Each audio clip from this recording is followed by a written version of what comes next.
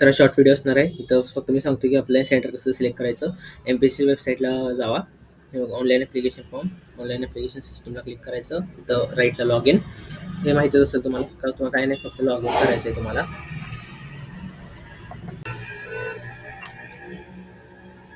Password टाका, captcha code टाका, वॉटवर online हे करायचं. मग त्यानंतर ऑनलाईन ॲप्लिकेशनमध्ये जायचं. इथं आल्यावर 106 नंबरचा आहे गेस काय तर राज्यसेवा म्हणून. हा आहे बघा, स्टेट सर्व्हिस प्रिलिमिनरी एक्झामिनेशन राज्यसेवा. व्यू करा. व्यू केल्यानंतर चेक एलिजिबिलिटी एकदा करायचं. ऑफकोर्स एलिजिबल येणार जर तुम्ही हे झाल्यावर इथं you are eligible for the हे सिलेक्ट करा आणि अप्लाय.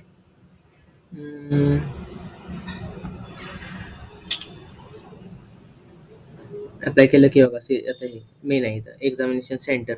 तर ऑफकोर्स मी पूर्ण करणार आहे. पुणे केले अँड आय ॲग्री करायचं. हम्म. एक मिनिट. हां ठीक आहे. लोकेशन कुठनं भरतात नॉर्मली तेच असतं. पुण्यातनं भरतो ना Pune. Submit and pay fees.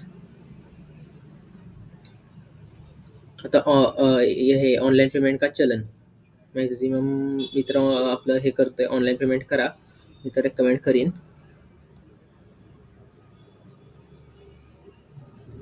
आणि SBI मध्ये अकाउंट नसलं तरी चालतं. हे काय असं नाही की SBIच पाहिजे. SBIची फक्त वेबसाईट ओपन होती, तिथं तुम्ही कुठल्याही तुमच्या बँकेचं क्रेडिट कार्ड डेबिट कार्ड असलं तरी चालतं. इंटरनेट बँकिंग आणि सगळ्यात रिलायबल तर महा UPI. ठीक आहे.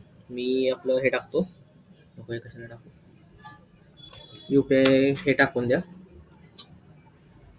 तुमचा जो गुगल पे असतो त्याला किंवा फोनपेला UPI तुमचा हे असतो UPI ID.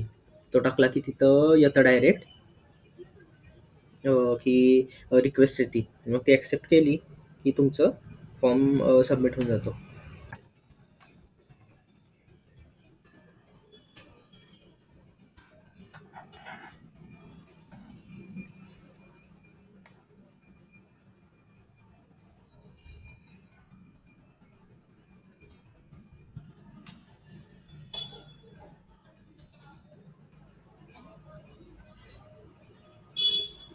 रिक्वेस्ट येते आणि रिक्वेस्ट आली की ती फक्त ॲक्सेप्ट करायची.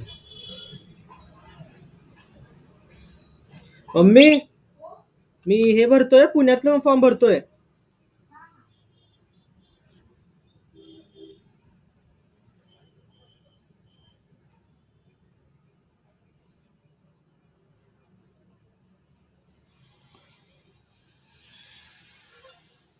झालं झालं.